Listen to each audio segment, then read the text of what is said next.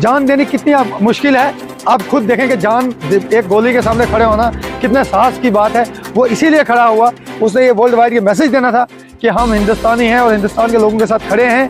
वैसे पॉसिबिलिटी है कि वहाँ पे कोई चेक पोस्ट नहीं थी, वहाँ पे कोई आर्मी बेस कब नीचे है, वहाँ पे कोई तैनाती आर्मी की तैनाती नहीं थी, वहाँ के किसी फोर्सेस की तैनाती, ये कैसे पॉसिबल है? ये कहीं ना कहीं मान लीजिए कि सिक्योरिटी की भी चौक बन जाएगी। क्या औकात है उन 2-4। पहलगांव में 28 नागरिक शहीद हो गए, क्या कहोगे? देखिए, सबसे पहले मैं आपको बताता चलूँ कि मैं खुद वहीं से आता हूँ, हम बॉर्डर के रहने वाले लोग हैं। आज ये बहुत बड़ा दुर्भाग्यपूर्ण है कि बड़ा दिल दहलाने वाला जो हादसा हुआ है। सबसे पहले तो हम पाकिस्तान को ये कहना चाहेंगे कि इस तरह के कायरताना और इस तरह के कायरताना हमले से बेहतर है कि अगर आपकी औकात है तो आप हमारी फोर्सेस के साथ डायरेक्ट लड़िए। आज आपने देखा होगा पिछले 2-3 दिन से जब से ये अटैक हुआ है, जब से ये इंसिडेंट हुआ है, कश्मीर का, जम्मू कश्मीर का सारा नौजवान रोडों के ऊपर है और वो तैयार है अपनी फोर्सेस के लिए। और ये पाकिस्तान को, ये हमारी तरफ से आपके मीडिया के माध्यम से यह मैसेज देना चाहते हैं कि वो हमारे नाम से मत, अगर उन्हें लड़ना है, अगर उनकी औकात है, वो पहले भी बहुत बार हमारी फोर्सेस से लड़ चुके हैं और जो उन्होंने जो बहुत बार जो इस तरह की जो इंसिडेंट हुए हैं और वो हमारी फोर्स ने लताड़ा है।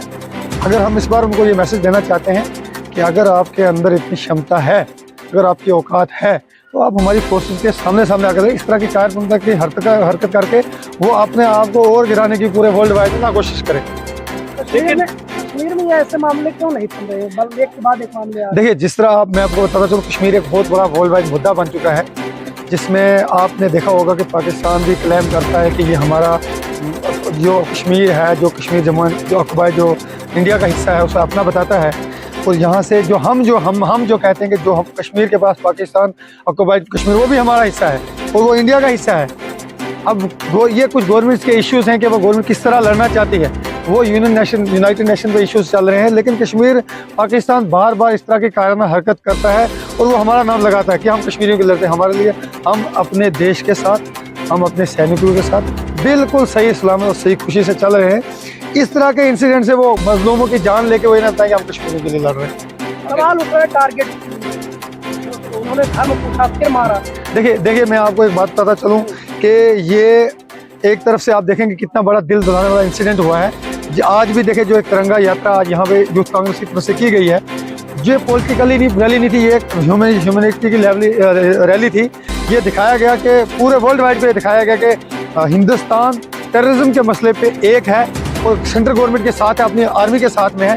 दूसरी बात जो आपकी रही कि भाई धर्म पूछ के, मैं आपको क्लियर कट बोलूँ कि सैयद शाह जिसने गोली खाई है वो एक कश्मीरी नौजवान है, वो हमारा साथी। उसने ये कहा कि हमारे हिंदुस्तानों के, ये हमारे हिंदुस्तान के लोग हमारे मेहमान हैं, अगर आपको गोली चलानी है तो हमारे सीने पे चलाइए, इनके ऊपर गोली ना चलाइए। वो आप क्यों नहीं दिखा रहे हैं? अगर जान देनी कितनी मुश्किल है, आप खुद देखें कि जान एक गोली के सामने खड़े होना कितने साहस की बात है। वो इसीलिए खड़ा हुआ, उसने ये वर्ल्ड वाइड ये मैसेज देना था कि हम हिंदुस्तानी हैं और हिंदुस्तान के लोगों के साथ खड़े हैं।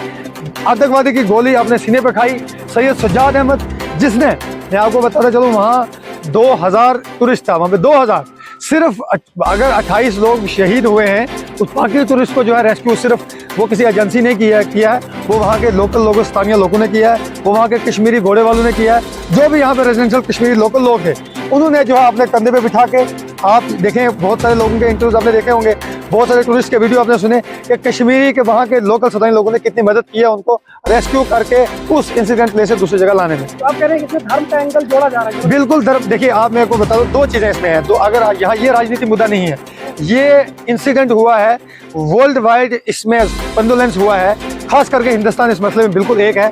एक तरफ से अमित शाह और ये जो मोदी मीडिया, जो खास करके जो मोदी मीडिया है, वो ये चीज चला रहा है कि धर्म पूछा, पैंट उतारी और उसके बाद फायरिंग की गई। तो उनको पूछिए सईद शाह कौन था, सज्जाद अहमद कौन था, उनसे पूछिए कि तुम वहाँ लोगों को रेस्क्यू, 2000 लोग जो वहाँ पे थे उनको रेस्क्यू करके तुम लाए थे। उसके बाद एक तरफ से देखिए मोदी जी आते ही रैलियां शुरू कर ली है और रैलियों में बता रहे हैं कि भाई हम बदला लेंगे। भैया आप बदला लीजिए। द JNK का हर सिंगल इस वक्त ऑल इंडिया, स्पेशली JNK का हर नौजवान तैयार है अपनी फोर्सेस के साथ खड़ा हो। मेरे जैसे नौजवान बिल्कुल तैयार है अपनी फोर्स के साथ गोली खाने के लिए, पाकिस्तान के सामने खड़े होने के लिए। आप कोई भी एक्शन लीजिए, हम तैयार हैं। देखिए, मैं सबसे पहले ये कहूँगा कि अब इस तरह के पाकिस्तान ने पहले भी इस तरह के इंसिडेंट, ये पहली बार नहीं हुआ है। आप देखें कि पुलवामा अटैक हुआ था, आप देखें कि बहुत सारे 26/11 का अटैक हुआ था, पाकिस्तान ने इस तरह की साजिशें की हैं। लेकिन यहाँ कहीं ना कहीं मैं देखूँ सिक्योरिटी चौक भी हुई है। मैं JNK का रहने वाला हूँ, हर 10 किलोमीटर के बाद, हर 5 किलोमीटर के बाद हमारी चेक पोस्ट है, हमारी SOGs है, ITBP है, CRP है, BSF है। लेकिन यहाँ 2000 टूरिस्ट ऊपर जा रहा है। मैं कहता हूँ कैसे पॉसिबिलिटी है कि वहाँ पे कोई चेक पोस्ट नहीं थी, वहाँ पे कोई आर्मी बेस कब नीचे है, वहाँ पे कोई तैनाती, आर्मी की तैनाती नहीं थी, वहाँ के किसी फोर्सेस की तैनाती, ये कैसे पॉसिबल है? ये कहीं ना कहीं मानी जाएगी सिक्योरिटी की भी चौक बन जाएगी। क्या औकात है उन 2-4 लोगों के जो अटैक आके हमारे लोगों पर फायरिंग कर रहे हैं? मीडिया पर सवाल उठा रहे हैं, मीडिया तो लाल चौक तक पहुंची ना। मीडिया को आपने देखा, देखिए अब बहुत बढ़िया सवाल आपने किया। आपने देखा कि आज पहली बार गोदी मीडिया को किस तरह लताड़ा गया कश्मीर के लोगों की तरफ। उन्होंने कहा, आज भी आप देखेंगे आज तक के लोगों को वहां लताड़ा गया। उन्होंने एक तरह से वो इंटरव्यू करे, दूसरे लोग नारा मारे, हम हिंदुस्तानी हैं, हम हिंदुस्तान के साथ हैं। आप गोदी मीडिया के यहाँ कोई जगह नहीं, आप यहाँ से वापस चले जाइए। क्या कहेंगे, वो जो पहलगाम है वो कश्मीर के बीचों बीच है, लेकिन उसके आसपास कोई बॉर्डर भी नहीं है, तो उसके बावजूद वो लोग वहाँ पहुँचे कैसे? मैं यही सवाल है। देखिए मैं कहूँगा कि कहीं ना कहीं सिक्योरिटी की चूक है। एक तरफ से अमित शाह जी यहाँ दिल्ली में बैठ के बड़ी जनसभा करते हैं कि भाई आज 370 और 35 के बाद जम्मू कश्मीर में हमने मिलिटेंसी खत्म कर दी है, जम्मू कश्मीर में हमने हमले खत्म कर दिए हैं। तो आपके सामने देखिए पहुंचने से प्रैक्टिकली उनसे कुछ नहीं होगा। आप एक चीज करें, आप ये क्यों नहीं कर देते कि आपने जब वादा किया, सुप्रीम कोर्ट का ऑर्डर था कि JNK में असेंबली इलेक्शन के तुरंत बाद आपको स्टेट दे दी जाएगी।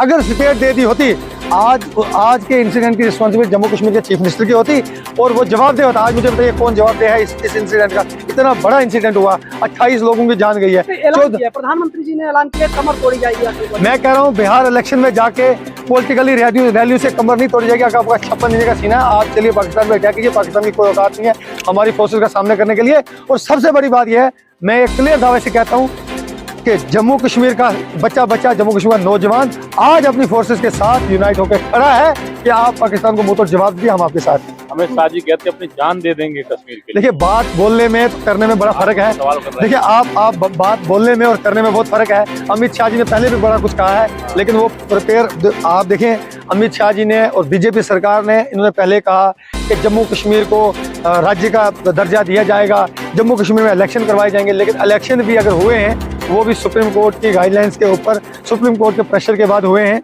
लेकिन आप देखें आज तक इलेक्शन हुए 5-6-7 महीने हो गए, अभी तक राज्य का दर्जा नहीं दिया गया है। सिक्योरिटी सिनारियो सारा सेंट्रल गवर्नमेंट के पास है, सिक्योरिटी सिनारियो सारा अमित शाह जी के पास है। देखिए यहाँ पे मसला टेररिज्म का है, उस पर हम यूनाइट हैं, लेकिन अमित शाह जी को इस्तीफा दे देना चाहिए। दूसरा कोई आएगा देखेगा सिक्योरिटी सिनारियो क्या है।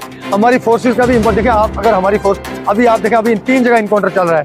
कल हमारा एक जवान शहीद हुआ, ईद से 4 दिन पहले हमारे 4 पुलिस के जवान शहीद हुए, उससे पहले हमारे 4 स्थानीय कठुआ के हमारे नौजवान शहीद हुए, 4 लोग बडगाम से शहीद हुए। देखिए कब तक हम मरते रहेंगे? दावा किया जाता है कि माहौल शांत हुआ है। देखिए दावा कि देखिए आपने जैसे भाई साहब